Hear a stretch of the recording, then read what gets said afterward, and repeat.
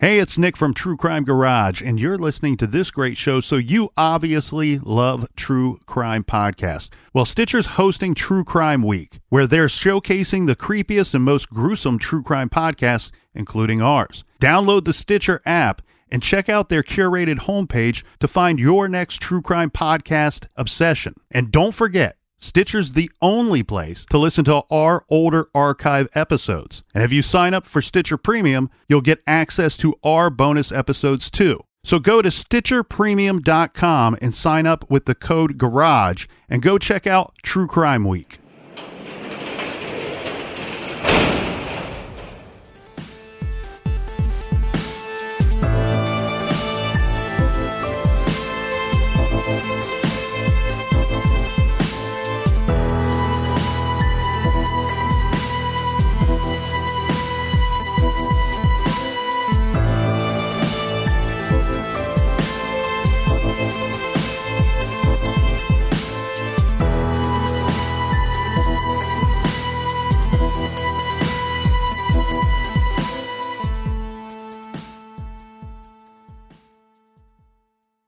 Welcome to True Crime Garage. Wherever you are, whatever you are doing, thank you for listening. I'm your host, Nick, and with me, as always, is a guy that you gotta watch out for because he's moving in next door and opening up a spite store.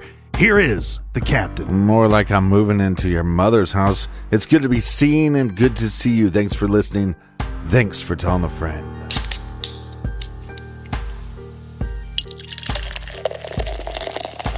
This week we are very proud to be featuring Bonfire by the good folks over at Napa Smith Brewery. Bonfire is a fantastic Imperial Porter that should be enjoyed fireside with friends. Bonfire Porter is rich and complex, unlike myself as I am poor and simple.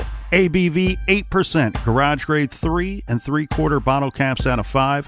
And this week we start off the shouts with a big thank you and cheers to Jana K. in Texas. And a big we like your jib to Rebecca in Roanoke, Virginia. Here's the cheers, Captain, to Jesse in Gardner, Kansas. And here's another good shout out, Missy from Memphis. Here's a double cheers, Captain, to Erica and Canyon in Washington State. And last but certainly not least, we have a big thank you, and we like your jib, to Jennifer in Wichita Falls, Texas. Everyone that we just mentioned, well, they contributed to this week's beer fund, and for that, we think you're pretty awesome. Yeah, thanks for the funds for the BWERRUN beer run. And make sure you go to truecrimegarage.com, click on the store page.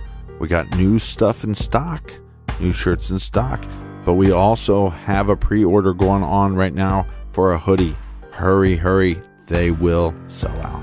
It's getting cold fast. Get your hoodies now. That is enough of the business. Everybody gather around, grab a chair, grab a beer. Let's talk some true crime.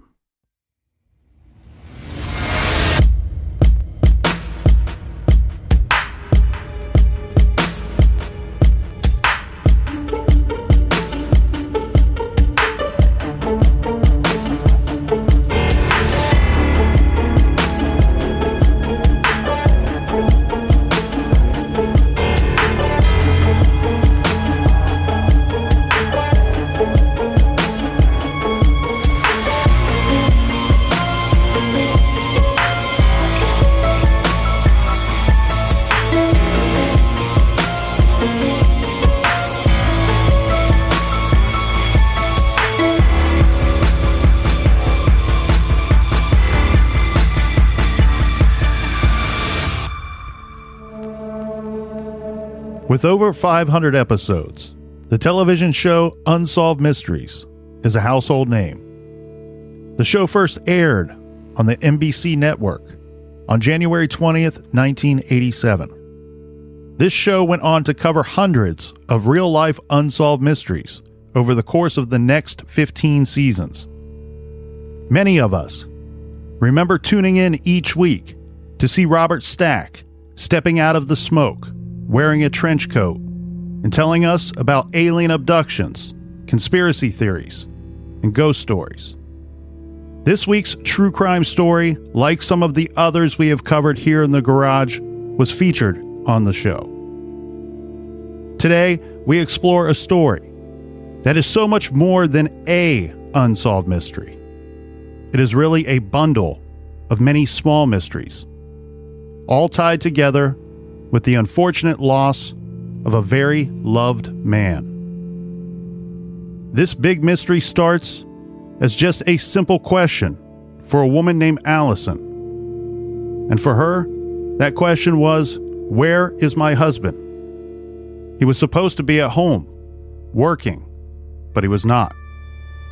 Sensing that something was just not right, she went to look for him. Soon, the entire family was looking for this man, and then the police joined in, and this question became a missing persons case. Then, the questions not only grew in number, but they got louder and louder, as missing posters went up, and suddenly a city was looking for a man named Rey Rivera. His body was eventually found in an old hotel. But how did he get there, and why? Nothing seemed to add up. And over time, this mystery goes nowhere. It just sort of sits there and goes cold. No one can seem to agree on just what the hell happened. This is a true story. Did Rey Rivera commit suicide? Or was he the victim of foul play? Join us. Perhaps you can help solve a mystery.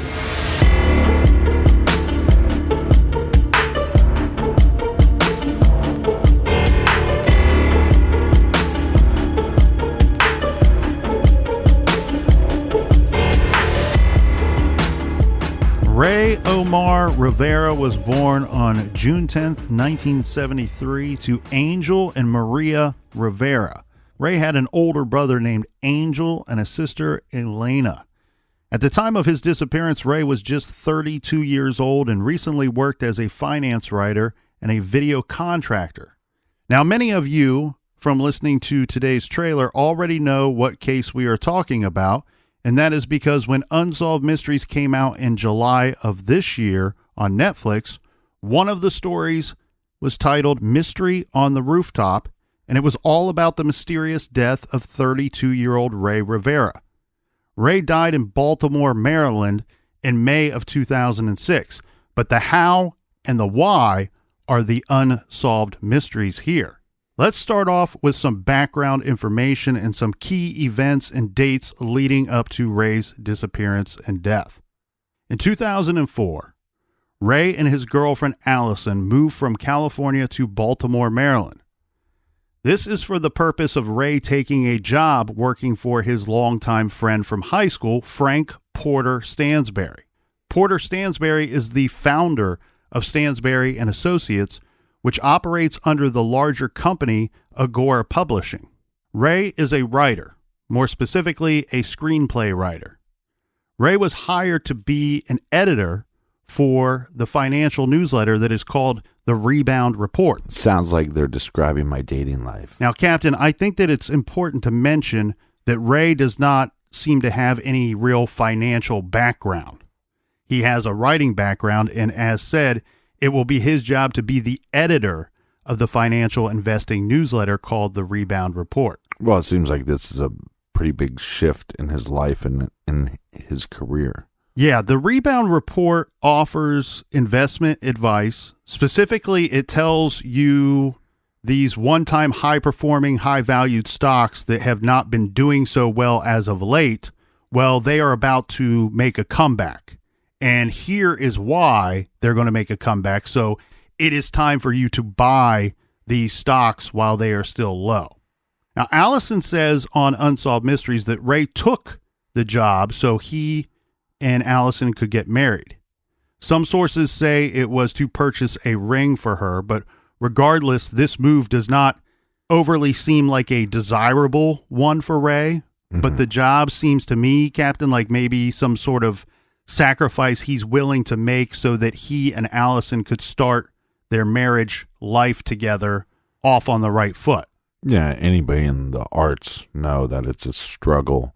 He's with this girl that he loves, and she wants to move things forward, and he probably felt like he wasn't able to afford them moving forward in his current position. And also they moved across the country. True.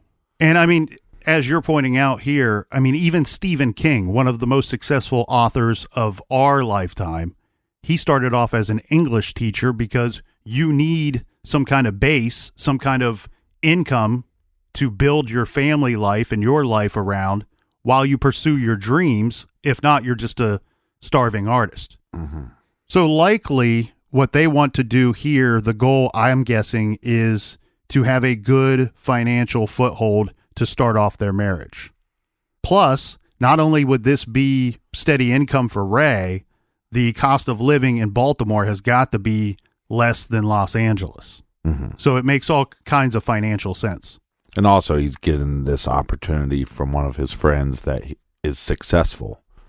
Yes. So I think that when your buddy that is successful and maybe you look up to him in that way and he's saying, hey, come over here and I can help you get where I'm at. Yeah, it's certainly an opportunity. In December of 2004, Ray and Allison purchased their home in Baltimore. This is for about $280,000. After this, Ray starts to express some unhappiness regarding his job. Different sources state different reasons for Ray's occupational unhappiness. Allison recalls that the job was simply just not a good fit for Ray. Allison says Ray was not a desk guy or your typical 9-to-5 type of person.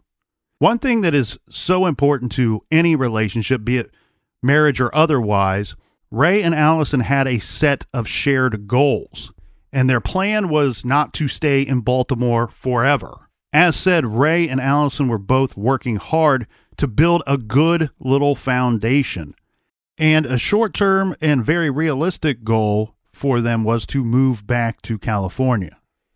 Now, I don't have an exact date for this next event in the timeline. I've seen this listed as early as the summer of 2005, but I actually think it was more likely later in the year of 05, but Ray quit his editing job.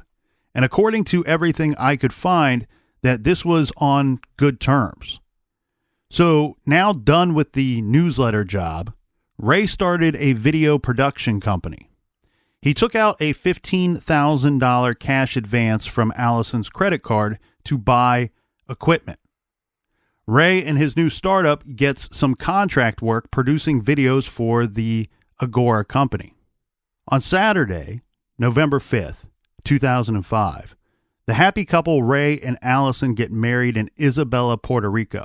You can see some of the video footage from the wedding on Unsolved Mysteries. Both Ray and Allison are tall and good looking, and they both look extremely happy in the videos. Yeah. Now, here is a weird event on the timeline. On December 27th, 2005, a friend of Ray's and an employee of Agora, this is Tom Hickling, dies in a car accident while visiting his daughter in Africa.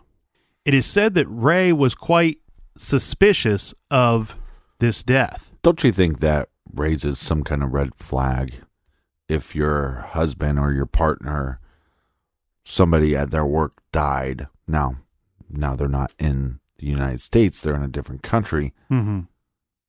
But they're going, that's suspicious. If they died maybe within the country, right? To me, it's more of a red flag that he's suspicious of a death that happened even in another country. Like, but also, who are you working with? It's also a red flag. Is this some sort of paranoia that's setting in, that it's not realistic for him to be suspicious about this death? Right. You know, you could go either way with it. And it's really weird too, Captain, because I really wish that we knew more details regarding this death and why he believed it to be suspicious. I mean, we have his former wife and his friends who have said this. They've echoed this throughout the years, that he was suspicious of this death. I don't know why, though, right? Was this guy into some kind of hot water with the company he was working for? Right. Or did he have gambling debts? And like you said, if somebody is going to set this guy up, this Tom Hinckley guy, to die in what is to look like an accident, they're going to have to go to the trouble of going all the way to Africa to do so. Now, maybe you go there and take care of business there, so to speak, because you don't think it's going to be investigated the way it would be investigated here. It's just really a difficult situation on the surface, but also a difficult situation to analyze his thoughts and feelings on it, because we just don't have really any of the details regarding this whole event, this tragic event. Yeah, and it wouldn't be that big of a deal if, oh, this guy died in a car accident. I'm suspicious of that. Well, why? He was a drinker. Maybe he was driving drunk. Oh, right. Well, that's a big difference between, I think, possibly somebody killed him. Who? Possibly from the company I was working for and doing contract work for currently. But the streets and the traffic and traffic laws, or lack of traffic laws in other countries, in some other countries, not all, and I don't know specifically what country this man was in when he passed away, but they're quite chaotic, the traffic itself. So, I mean, you can see some countries have a much higher rate of accidents than others. So, it really could be anything. Didn't TLC, didn't we lose one of the members of TLC to some kind of vehicle accident in another country? Left Eye? Yeah. Rest in peace, Left Eye. In the spring of 2006, and I think this was in the month of April, Rey and Allison returned to Los Angeles. Now, one of the major reasons for this trip was to start planning their move back to Los Angeles. When they returned to Baltimore, according to Allison, she says there is a noticeable change in Rey's behavior and demeanor. She says Rey seems to be nervous, which is totally out of character for this guy. Again, another red flag. Yes. She says he is agitated and he seems annoyed, maybe with her. I don't know with what. She's not specific on this. Mm-hmm. He says that she says that he was concerned or overly concerned about her doing things by herself, by her doing things alone. There's a particular story of Allison going on a pretty routine jog. This is roughly a week before Rey goes missing, to which Rey insists on going with Allison. And he does go with her. He sits in the bleachers reading a book while she's running. During the run, a man enters the track area, and Rey, according to Allison, has some kind of reaction to this. He seems startled or whatever by this man being there. But this man was someone that was unknown to both Allison, and if Rey knew this guy, he didn't tell her that he did. Well, think about that for a second. You just show up because you want to run around the track, and all of a sudden this guy is causing a scene because he thinks you're there to hurt him or possibly him and his wife. And this guy, he leaves the area, and for all we know, he could have just been, like you said, showing up to go for a run or just to pass her by. Now, I do want to point out that this, quote, change in behavior, well, it's only really suspicious if you believe that Rey was murdered or think that Rey was truly afraid of something or someone. Rey does not seem to tell anyone of this, if he is, in fact, afraid of something specific. Yeah, but what point as the spouse are you going to say, hey, I know we moved out here because your friend had this opportunity, but my first question in this case is, was this initial opportunity actually the job that Rey was telling her it was? Or was there something a little more involved that he may not have told her about? Was this opportunity on the up and up? Yeah, that I don't know and can't say for certain. It appears to me from everything I've seen that the job that he was working was in fact the one that he was offered long distance before he moved out there. Right, but we don't, again, we have a guy that's suspicious of people's death that work at that company. Right. And I think what I'm trying to point out here is what I would really like to know from those closest to Rey, when they observe this change in behavior, Is this something that clicked for them right away? You know, when he got back from LA, was this something that was just so obvious to them then? Mm-hmm. Or is this only something that they are seeing now in hindsight, where they're going, well, something happened to this poor man.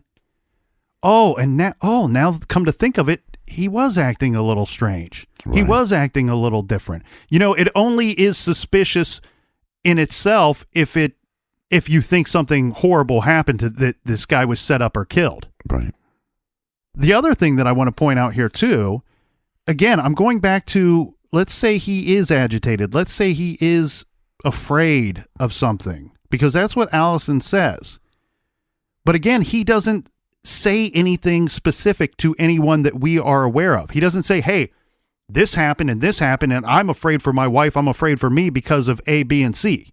He doesn't say that to anybody. This is all him behaving a certain way and people later saying that they noticed some kind of change in him. You have to wonder, since he does not cite anything specific to the people closest to him at the time, could this just be something in regards to his environment that does not have anything to do with him personally, on a personal level, right? Because Rey is relatively new to the area of Baltimore as a whole. I mean, we just talked about that. He just moved out there in 2004. He disappears in 2006. Baltimore has a higher violent crime rate than most cities. Is there a chance that this is something that he just recently became aware of? You know, Baltimore had 269 homicides in 2005. Now, that may seem like a low number, as Baltimore has managed to score over 300 homicides each of the last 5 years. But for 2005, 269 murders is a high number. The days before Rey goes missing, Rey spends time reading The Builders. It's a story and study of masonry. This is by Joseph Fort Newton.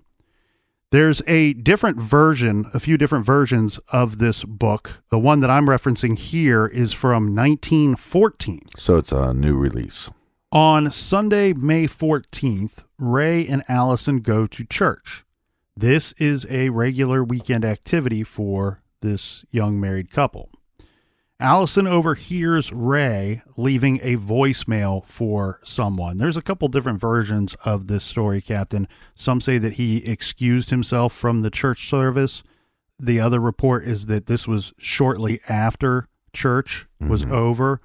Regardless, what is the same in all the reports I could find is that this is coming from Allison, his wife, who says that she overheard her husband, Rey, leaving a voicemail for someone. She says that he says something like, hey man, give me a call back. I've finally got it all figured out. And that's as much as she says that she hears. So who is this call to? Now, I couldn't find anything to formally back up this next statement, but this next statement comes from a Reddit post that says that Allison at some point later learns that the phone call was to Rey's friend, Porter, who he worked for. And this post goes on to say, when questioned by Angel, Rey's brother, Porter says he didn't know what it was about or what Rey meant by the message. Hey, call me back. He wasn't expecting a call and did not know what the message meant. Mm-hmm. The next day, this is Monday, May 15th, the Riveras have a home security system, and the alarm goes off at about 1 a.m. Now, police do respond to this alarm, and they tell Rey and Allison, after looking around and checking everything out, that they believe that it was likely that a squirrel or some type of wildlife had caused the alarm to go off. Now, this is a little weird, and Allison says this is super weird to her because they had lived there for some time and the alarm had never gone off before. About 24 hours later, this is sometime in the early hours of May 16th, the home security alarm goes off again. And on Unsolved Mysteries, Allison says that this is one of the front downstairs windows. And given her description, this appears to be a window that could be easily accessible from the outside. Yeah, because I think they had some other windows, but there were bushes in the way. So maybe someone was trying to pry this window open, Yeah. or tamper with this window in some fashion in the middle of the night in the dark. I do question this a little bit. Like, I'm not saying that she's wrong or wrong to be suspicious. It seems very weird to me that the alarm would go off 2 nights in a row and they've lived there for months and it's never gone off before. So that I agree with her 100%. Seems very strange to me. What I kind of question is the location, and knowing what I know about security, this would not be the window that I would choose if I were wanting to gain access to the home. It's easily visible from the street. It just doesn't seem like the type of window that someone would pick when you get to choose from multiple windows to try to enter a home. And later that morning, the morning of May 16th, Ray and Allison spend the morning together. And then Allison leaves to go out of town for a work trip. Yeah, and within hours of her leaving for that trip, Ray is going to go missing.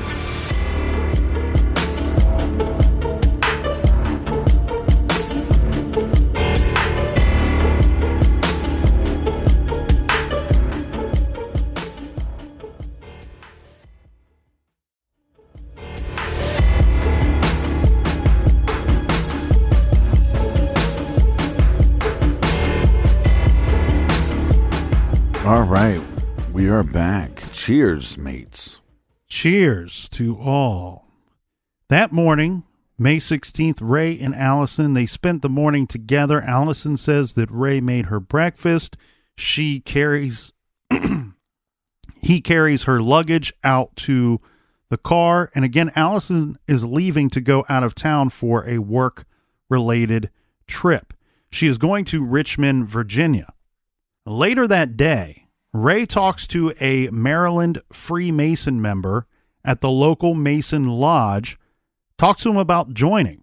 Later, WBAL-TV 11 News questioned the member, and he stated there was nothing unusual about this conversation, that it was a typical conversation of someone inquiring about a membership.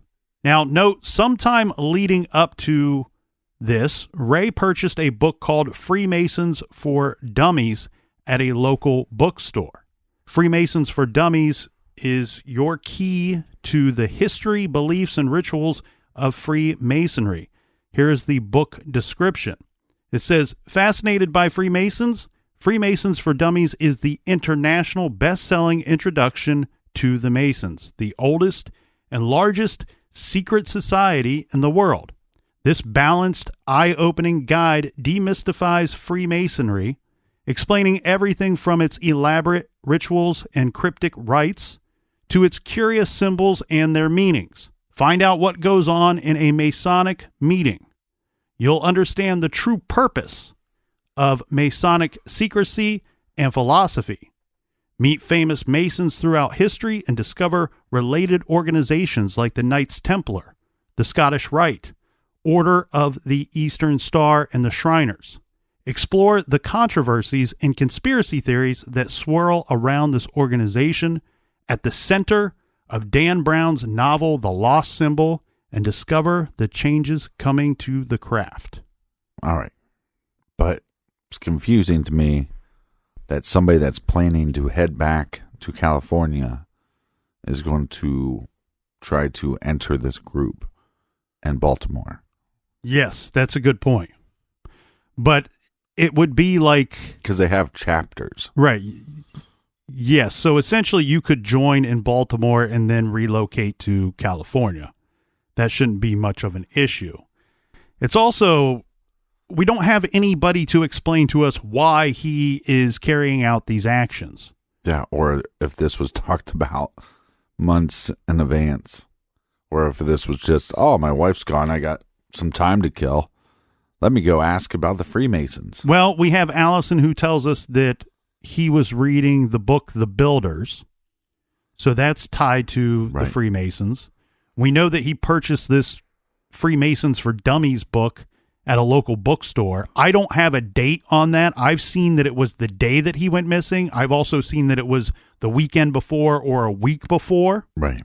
And one thing I want to point out here, too, I think with a lot of this information or lack thereof, specific detailed information, is that the number one source for this case seems to be the episode of Unsolved Mysteries. Not just for me and you here in the garage today. It seems like to everyone out in the whole big world. And because they're giving you a report of this, they're not super detailed about days and times and things like that, as they don't want you to get kind of lost in the minutia of it when they have this bigger story to tell. And also, what is their purpose? Their purpose is not to inform every detail. Their purpose is to get some spotlight onto this case, but also entertain you. So most people aren't entertained by every little detail. Correct. So I also want to point out here, like, people have really pointed to this, all this activity that he seems to be doing with the Masons as, again, something suspicious or something to be worried about. He's a wannabe screenwriter. Mm-hmm. Is this well, research he is a screenwriter. He just is not profiting off of it. Correct. Yeah. Is this research for, you write a lot of songs. I'm sure you do some research for the lyrics that you put into those songs. Yeah, I meet with different groups like the Freemasons and figure out how to write songs about them. Right, but I mean, you're making light of what I'm saying, but it's not far-fetched to say, okay, Dan Brown's novel, The Lost Symbol, The Da Vinci Code, were huge books at the time. And oddly enough, if you want to try to tie in the Freemasons to Rey Rivera's death, it's a little weird that the movie, The Da Vinci Code, came out the same week that he went missing. No, I think your point is very valid, and I'd almost argue that it's more valid that he was doing research than actually wanting to join. Another interesting thing that happens that day, we have Ray, who calls Chesapeake Systems, and he speaks with a man named Adam Gold. This is an employee at Chesapeake Systems. He calls late in the afternoon, and this is for the purpose of booking a video editing suite for the weekend so he could edit a video for a Stansberry Associates conference. Ray was an occasional customer of Chesapeake Systems, so Adam Gold was somewhat familiar, and he knew Ray. And Gold says that the call was business as usual. Ray sounded normal, but maybe a little pressed for time. Sometime between 6 and 6:30 p.m., Allison checks into her hotel. Now, this is when she calls Ray, and she gets no answer. Allison calls the house guest that is staying at their house. Okay, so we have to explain this bit a little bit, and I think it's a little weird that they don't explain it in Unsolved Mysteries. This in itself is a mystery. There is a woman named Claudia, and the best description we get on the show is that it's a work colleague of Allison's that is staying at their house and is staying on the day that Ray happens to go missing. There's not a whole lot anywhere else that I could find that explains any more about this house guest. Are you sure that she works with Allison and didn't work with Ray? What I recall hearing and reading is that she is referred to as a colleague of Allison's. I could be wrong on that. So Claudia says, when Allison calls and speaks with her, Claudia says that Ray got a phone call around 6:30. He had a brief conversation with someone, and at the end of the call, Ray says, "Oh shit." And then he runs out of the house in a hurry. She says that Ray returns a few minutes later for just a very brief moment and then leaves again. Yeah, and I believe they were both upstairs, and I believe the rooms were connected, like being there was a wall just separating them. And so she could really kind of not only just hear what he was saying to the person on the other line, but she also talks about how he kind of thrust his chair out Like you were saying, leaving in a hurry. Yeah, so the way that it's described is that Claudia would have been staying in what I'm guessing is the guest room, and that they had an upstairs office that Rey was, he's working out of home at this point for the most part. And I don't know if he and Allison shared this space as an office space, but on that day, that's where he's working. And as you said, it's like next door to Claudia where she is staying. So he leaves in a hurry, returns very briefly for just a few minutes, and then leaves again. There's no description given by Claudia or to the public anyway of what or why Rey returned to the house. It could have been something as simple as he left. It was a surprise to him that he was leaving, and he, I forgot my keys. Forgot my wallet. Forgot my phone. The interesting thing about the wallet, though, is one thing they state is that he left with like $20 in his pocket, and assuming that he left with his money clip as well. So I don't know that he actually had a wallet, but yes, he had a money clip, same purpose as a wallet. His phone could have been the keys that he returned for. I don't want to throw a wrench into things. I don't believe she actually saw Rey when he returned. No, I'm guessing that she hears the commotion of all of this. She hears, oh shit, here's the chair move, and then he runs down the steps. She probably hears the door open and close again. Yeah, because I've seen on a couple online forums where they question if it's Rey. I would assume, like you said, because it was such a quick comeback to the house, that it was something as simple as forgot his phone or his wallet or whatever. And it said that Rey left a soda, some chips, and his Invisalign retainer on the kitchen counter. Now, I'm not certain if that means that he placed these items down there before leaving, or if they were just already there and he left abruptly. Allison continues to try to reach Rey a couple more times that evening to no avail.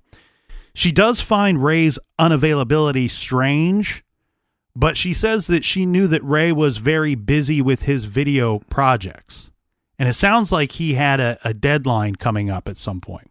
I do want to reference another source here, and this is a good source for people to check out in regards to this case. There's a book out there titled An Unexplained Death, The True Story of a Body at the Belvedere, and this is by Makita Brotman.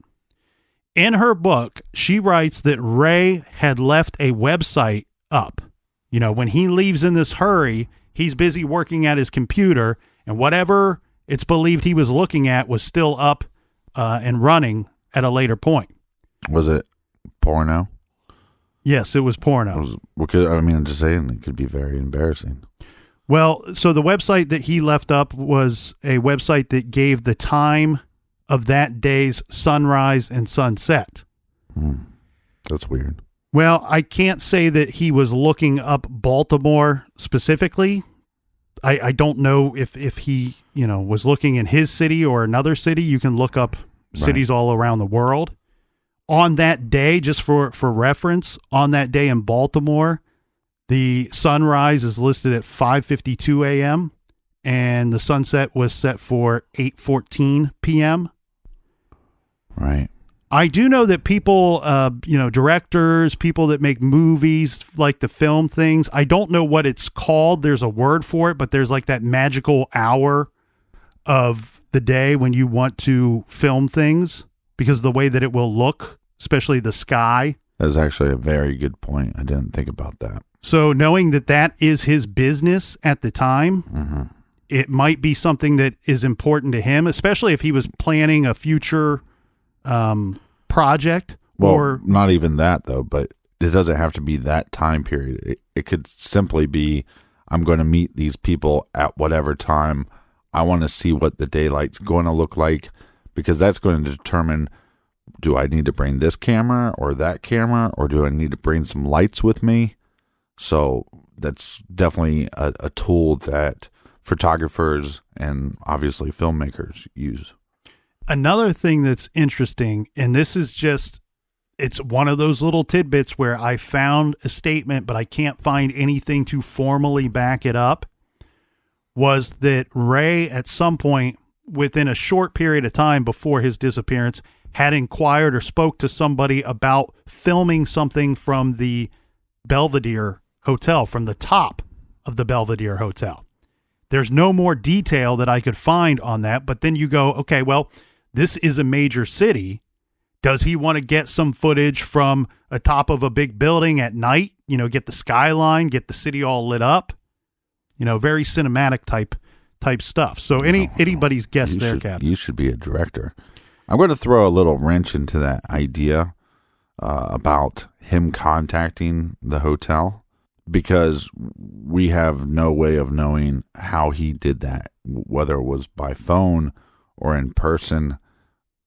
I think the speculation was it's just by phone, and all I'm going to put out there is somebody can call and easily say that they're Rey and not be Rey. Right, but again, I don't know who the person was that he is supposed to have this conversation with, so right. I don't want to take it a step further and say that someone called the hotel or that this is a hotel employee.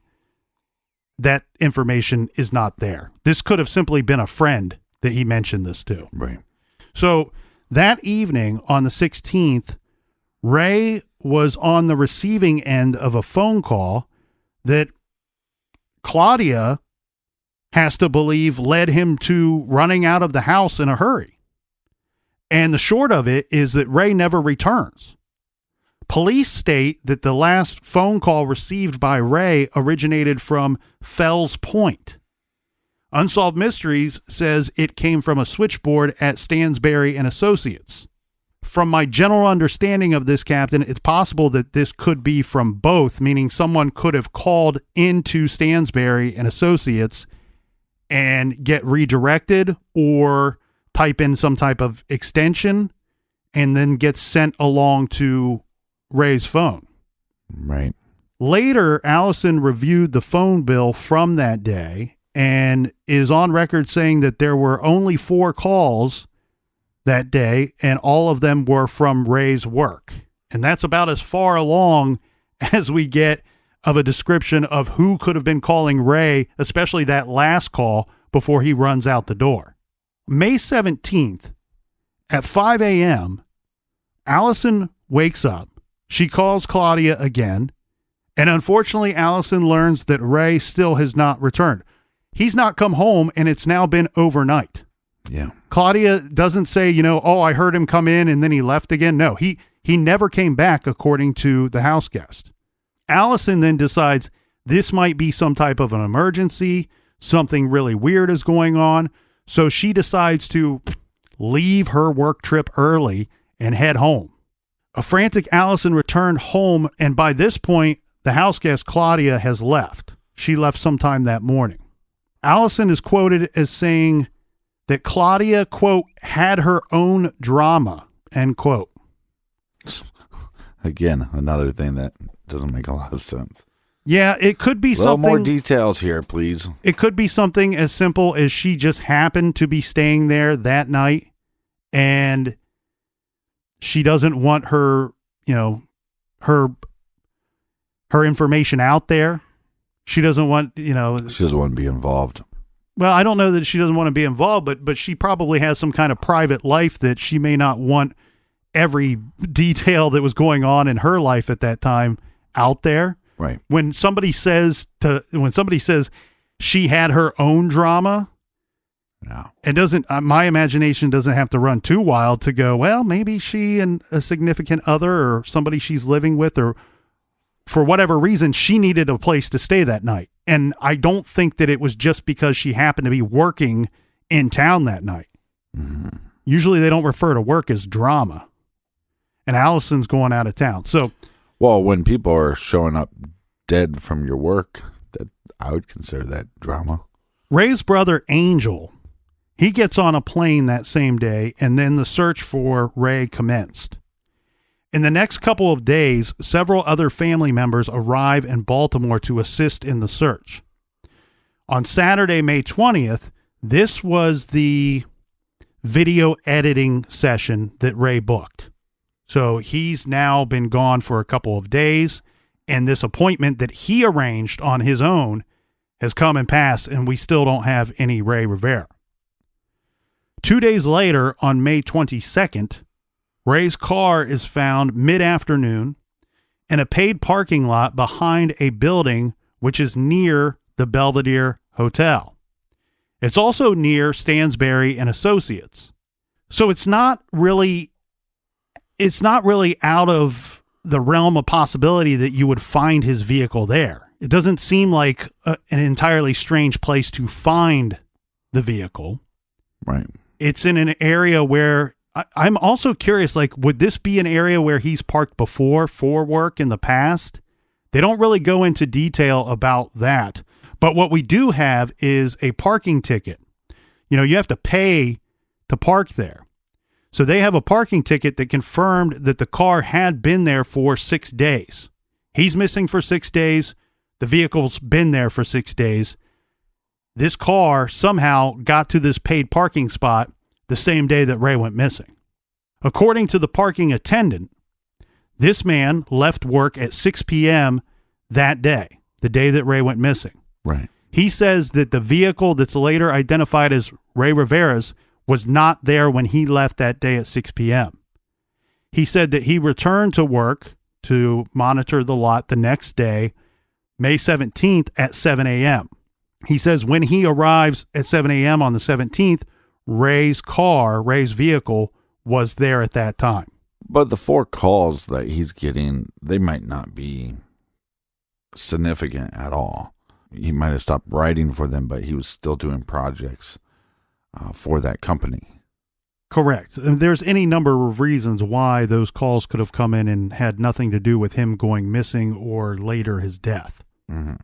2 days later, on May 24th, some Oxford Club employees, some reports say 2 employees, some say 3. Regardless, these would have been like one-time co-workers of Rey Rivera. We said Oxford Club employees. The company's a little confusing on the surface, okay?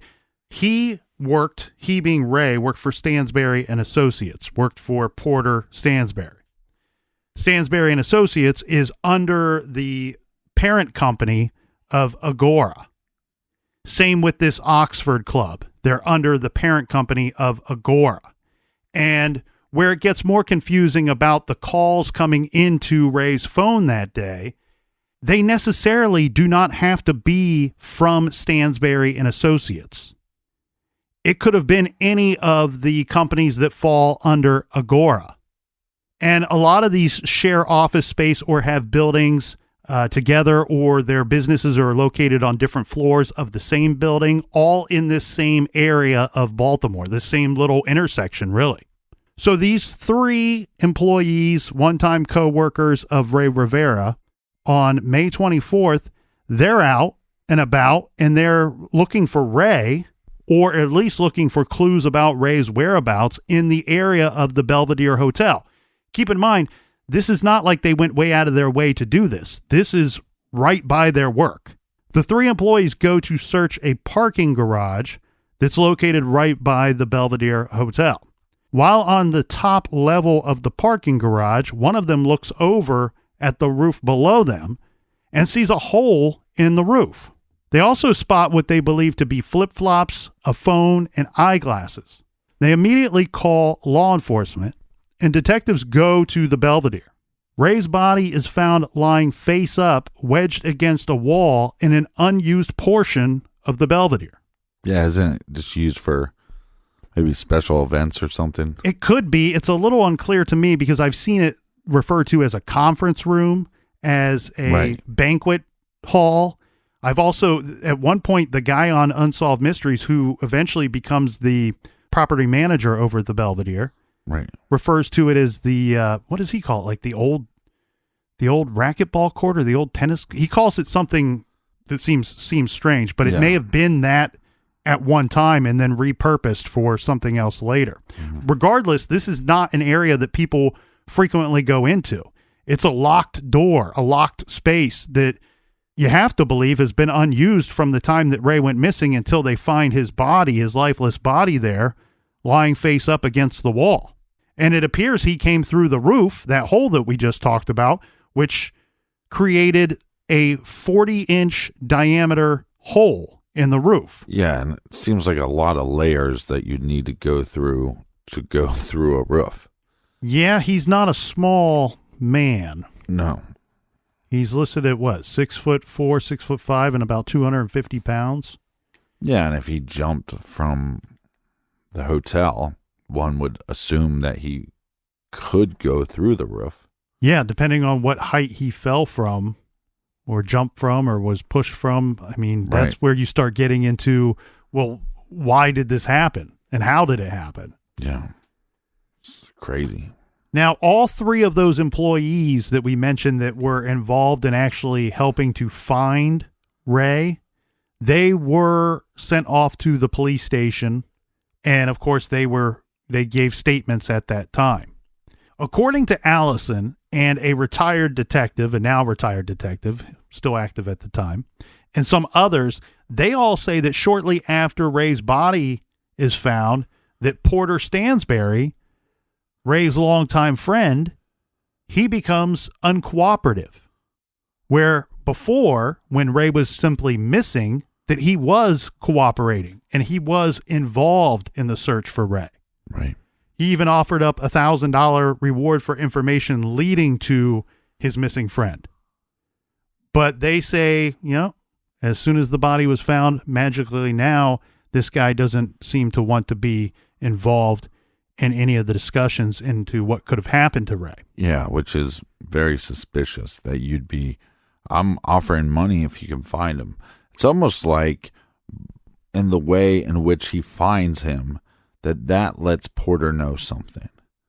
You see what I'm saying? Oh, this is a murder or a possible murder or a murder where somebody's trying to make it look like suicide.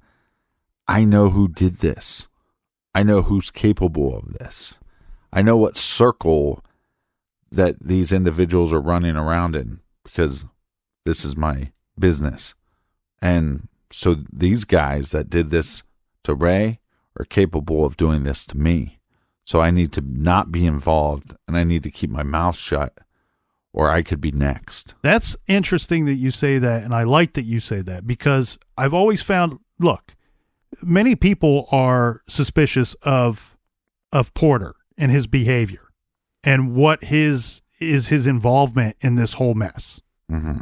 There's no question about that. But what I find to be weird is I get why people question his actions and are suspicious of him. But I also would like for everybody to keep in mind that if Porter knew in advance what happened to Ray and why, or if Porter was involved in what happened to Ray and why, he knows that the body is very close to him in proximity. Right. So it seems strange to flip this behavior from cooperating when he's not found to not cooperating when found. So to give a little background here to those that don't know the area, from the place that Ray parked his car, well, we don't know that he parked it, but from where his vehicle was found, right, in that paid parking lot, it is, I'm going to bring up my notes here. Do they not have any cameras in this parking lot? Nobody has referenced cameras in this parking lot at any time. Drives me nuts. So if you were to walk from that parking spot where the vehicle was found, that parking lot, it's a 1-minute walk to the Belvedere Hotel. If you were to walk from that parking lot to his old place of work, Stansberry Research, it's a 2-minute walk. Mm-hmm. So all of this stuff is really within the same intersection of Baltimore. Hold on a second. This is a whole Porter Stansberry. It sounds like a douchey, rich character from a John Hughes movie or something from the 80s. According to Allison and the now retired detective and some of the others that say that they find Porter to be uncooperative immediately after the body is found, they say that Porter is not returning the detective's phone calls. And when the detective tries to contact employees at the office, he is told by company lawyers that employees are not allowed to speak with him. Right. He claims that this is some type of gag order. Allison said that Porter spoke directly to her and that he told her that he doesn't want to speak to the police and fears that they will be against him due to his prior SEC investigation. This is all a bit messy right here in this, because it is true that Porter and the company were under investigation at the time by the SEC. Right. To be 100% clear, though, we should point out that this investigation was an ongoing one that started before Ray even moved to Baltimore, before he started working at Stansberry and Associates. Right. It's just a bullshit excuse. And it was still going on after Ray's death. Mm. It might be a bullshit excuse, but we're not hearing this directly from Porter. We're hearing it secondhand as to why he says he doesn't want to speak with police, that they might be suspicious of him because there's already a government agency looking at him and his company for misdealings previous to this. Right. This is so strange because when I finished the episode of watching Unsolved Mysteries, you go, this character, this Porter character is extremely interesting and extremely suspicious. But like I said, it's like, well, did he have something to do with this? And if he did, why would he be so involved initially in the search? Unless that was a cover-up. And then once they found Ray, that he decided that he needed to be less involved, or more fingers would point to him. I believe that there is a reason that Porter brought his friend out there from Baltimore, not just to help him, hey, come out here, there's great opportunities for you, but I think there were some opportunities that got them in trouble, got them into situations that they couldn't handle. And I think that's why Ray was so concerned, about people that he worked with dying. Well, that one person. Right.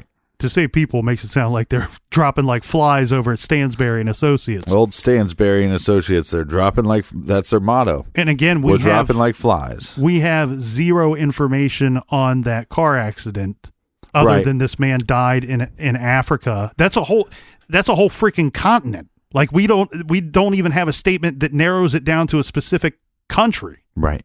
So it seems but it also seems like, in a sense, that this is staged to make it seem like he committed suicide, that he jumped off the building, or maybe he was thrown off the building. Who knows? But if it was a possible suicide, then why would Porter just, pack it in and cut off all communication with law enforcement? Again, it's the description of a select few people that are saying that that's what went down and how it went down. Yeah. As you've pointed out in plenty of our other cases, there's two sides to every story. 3. Well, we can argue that we have in the past, but sometimes there's just 2. There's his and hers and the truth, and sometimes one of those people are telling the truth. That leaves 2. Other cases, you do have 2 stories, and then the truth is somewhere else out there. Right. That could be the situation here. I don't know. But I have worked for companies in the past where there is some news tidbit that hits the papers. And I have been told this by several different companies, that if so-and-so contacts you, that you are to refer them to such and such. And that's so non-descriptive, but I get your point. Right. Like, I mean, and yada, yada, yada. No, I've been cold called by people in the media at different jobs that I've had. And they're like, we want to, hey, just so-and-so here from Channel 4, so-and-so here from the Columbus Dispatch, just want to ask you about blah, blah, blah. Mm-hmm.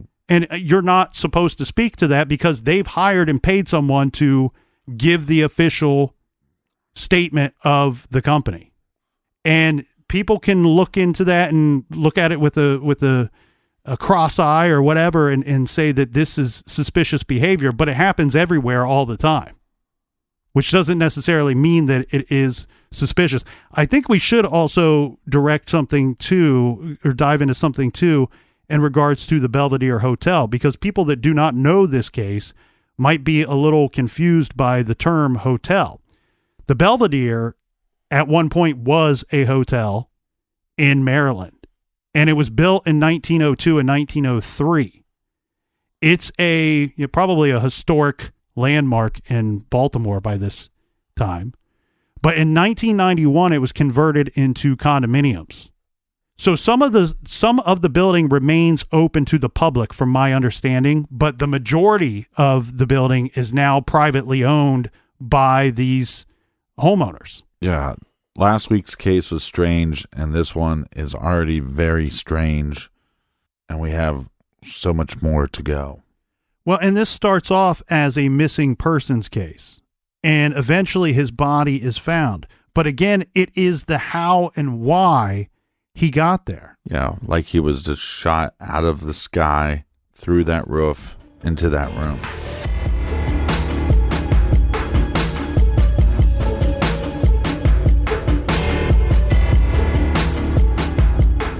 Such a crazy case, and I want to hear from you. So go to our website, truecrimegarage.com, and go to our blog and let us know what you think of this case. And join us back here in the garage tomorrow for more garage action. Until then, be good, be kind, and don't litter.